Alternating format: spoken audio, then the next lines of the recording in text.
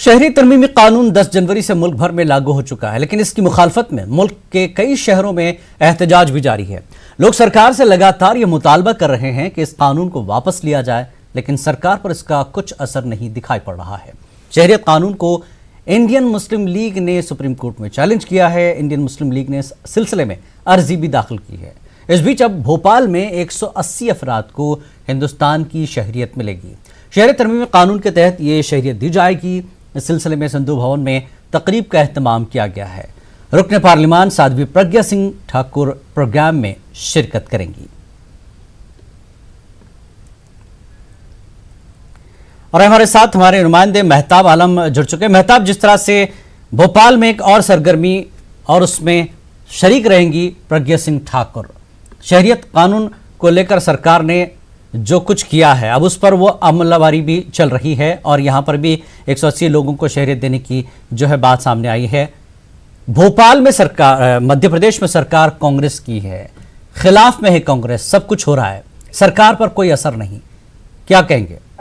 जिला ने हम आपको बता दें कि ये शहरियत तरमीमी कानून और ये शहरियत देने का मामला जो है दोनों अलग अलग करके देखिए, क्योंकि भोपाल में या हिंदुस्तान में पहली बार किसी को शहरियत नहीं दी जा रही है। गुज़िश्ता साल भी भोपाल में जो है 40 लोगों को शहरियत दी गई थी। ये अलग बात है कि ये कानून, नया कानून बनने के बाद 180 लोगों को जो है फिर जो है शहरियत दी जा रही है। भोपाल में अगर हम सिंधी समाज के लोगों की बात करें तो सिंधी समाज के लोगों का जो बड़ी तादाद 1945 में जो पार्टीशन हुआ था तो यहाँ पर आए थे। भोपाल नवाब ने भोपाल के दरवाजे उसके लिए खोल दिए क्योंकि भोपाल में सब मेहमान था। और इस वक्त भी जो लोग आ रहे हैं इसमें सिंधी समाज की बड़ी तादाद है। उसके बाद यहाँ पे जैन, बौद्ध और जो है सिख समाज के लोग हैं जिनको आज शरीयत दी जानी है। और एक जो है इसका एक नज़्म है, उसके जरिए लोगों ने अप्लाई किया था कई साल पहले और उनकी तमाम जांच को मुकम्मल करने के बाद आज शाम को 7 बजे सिंधु समाज के जो ट्रस्ट है वहाँ पर प्रोग्राम का इनेकाद होगा। और सातवीं का मामला तो यह है कि वो भोपाल की मेंबर ऑफ पार्लियामेंट है और भोपाल में कोई प्रोग्राम हो रहा है तो जो मेंबर असेंबली है वो लोग वहाँ पर आते हैं। तो बीजेपी जो है इस मामले को लेकर एक तरह की लेने की कोशिश कर रही है। यानी सीएए के तहत ये शहरियत दी जा रही है, ये कहा जा रहा है। आप कह रहे हैं कि पहले से सारी चीजें तय हैं?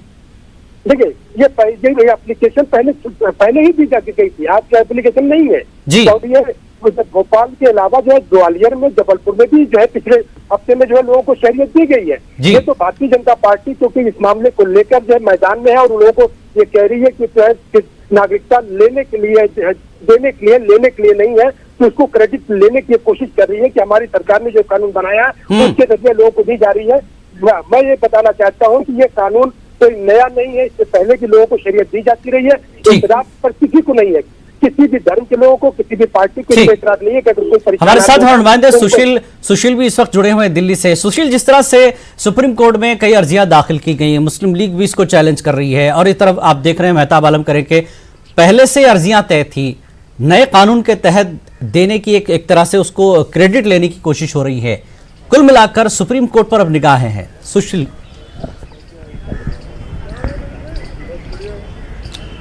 जी देखिए जिलानी, साफ तौर से लगभग 2 दर्जन से भी ज्यादा याचिकाएं सुप्रीम कोर्ट में दाखिल की गई हैं डिफरेंट जो ऑर्गेनाइजेशंस हैं उनकी तरफ से। जो इंडियन यूनियन मुस्लिम लीग है उन्होंने सुप्रीम कोर्ट में चैलेंज किया है जो नए एक्ट को बदला गया है और प्रभावी हो गया है 10 जनवरी से पूरे देश भर में। हालांकि उन्होंने कहा है कि सीए जो एक्ट बनाया गया है वो फिलहाल अनकॉन्स्टिट्यूशनल घोषित किया जाए कोर्ट की तरफ से, क्योंकि जो इसमें प्रोसेस है उस प्रोसेस को उन्होंने चैलेंज किया है। साथ ही साथ जिलानी एनपीआर और एनआरसी को भी चैलेंज किया गया है और ये कहा गया है कि जो तमाम देश के वरिष्ठ नेता हैं केंद्र सरकार के, उनकी तरफ से अलग अलग बयानबाजी की गई है। तो सुप्रीम कोर्ट उन्हें निर्देश दे कि वो कोर्ट में स्पष्ट करें कि एनपीआर और एनआरसी को लागू करने के पीछे असली वजह क्या है। उत्तर प्रदेश सरकार की तरफ से जो गैर मुस्लिम लोग हैं जिसको लेकर सरकार ने कार्रवाई भी शुरू की है, वो जो कानून को लेकर वो लोगों को अपनी प्रोसेस को समझाने की कोशिश कर रहे हैं, उस पर भी रोक लगाई जाए। ये तमाम मांगे फिलहाल इंडियन यूनियन मुस्लिम लीग की तरफ से की गई है और इस पर अब सुप्रीम कोर्ट इंटरवीन करे। हालांकि 22 जनवरी को सुप्रीम कोर्ट में जस्टिस बोबड़े की बेंच इस पूरे मामले की सुनवाई करने वाली है। हालांकि बोबडे की तरफ से पिछली सुनवाई के दौरान ये साफ तौर से कहा गया था और केंद्र सरकार को एक सलाह भी दी गई थी कि केंद्र सरकार इस पूरे मामले को लेकर जो तमाम लोग सीए को नहीं समझ पा रहे हैं उनके लिए लोकल पेपर में, लोकल भाषा में एक नोटिफिकेशन जारी करे और ये बताए कि सीए से लोगों को फायदा क्या है और नुकसान क्या है। लेकिन इंडियन यूनियन मुस्लिम लीग की तरफ से बार बार कोर्ट में जो याचिका दाखिल करके और लगातार जो कहा जा रहा है कि इस एक्ट को असंवैधानिक घोषित किया जाना चाहिए, क्योंकि तमाम लोगों को इससे काफी दिक्कतों का सामना करना पड़ रहा है और ये एक्ट पर्टिकुलर एक धर्म विशेष को फिलहाल हाशिए पर रखने को लेकर बनाया गया है। सुशील, एक तरफ सरकार अमलावरी शुरू कर चुकी है, सुप्रीम कोर्ट में मामला दाखिल होता है और रोकने की बात होती है। जब अमलावरी शुरू हो चुकी है, रोकने की बात अदालत से कही जा रही है, तो आगे जाकर क्या कोई पेचीदगी होगी सरकार के लिए या फिर याचिका दायर करने वालों के लिए?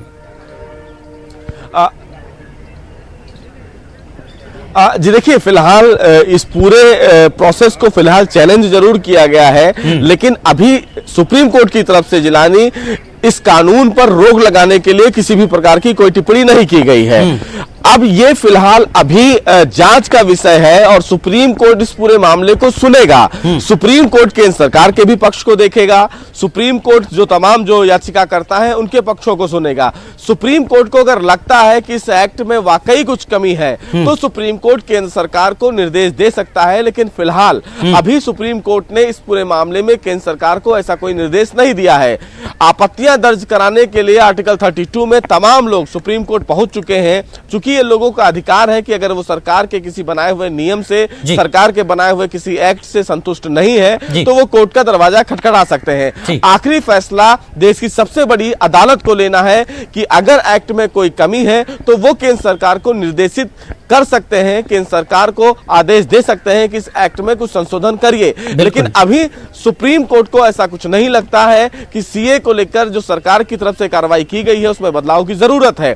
22 जनवरी को इस पूरे मामले में जब सुनवाई होगी तब काफी अहम सुनवाई होगी और उस समय देखना यह भी होगा कि केंद्र सरकार इस पूरे मामले में सुप्रीम कोर्ट को सीए को लेकर क्या कुछ बातें बताता है, कैसे वो केंद्र सरकार सुप्रीम कोर्ट को संतुष्ट करता है। और महत्वपूर्ण बात, चुनौती उन तमाम याचिकाकर्ताओं की भी होगी कि वो सुप्रीम कोर्ट को कैसे ये समझाते हैं कि सीए, एनपीआर और एनआरसी ये फिलहाल एक विरोधाभास वाला कानून है, एक पर्टिकुलर समुदाय को टारगेट किया गया है। तो फिलहाल जो 22 जनवरी को हियरिंग होने वाली है उस सुनवाई को काफी अहम माना जा रहा है दोनों पक्षों की तरफ से। इंतजार करना पड़ेगा 22 जनवरी का कि सरकार और जिन्होंने अर्जियां दाखिल की है दोनों की समाअत के बाद सुप्रीम कोर्ट किस तरह का फैसला या तजवीज दे सकता है इस पूरे कानून को लेकर। आप दोनों का बेहद शुक्रिया, मेहताब आलम आपका भी और सुशील आपका भी बेहद शुक्रिया इस पूरी बातचीत के लिए।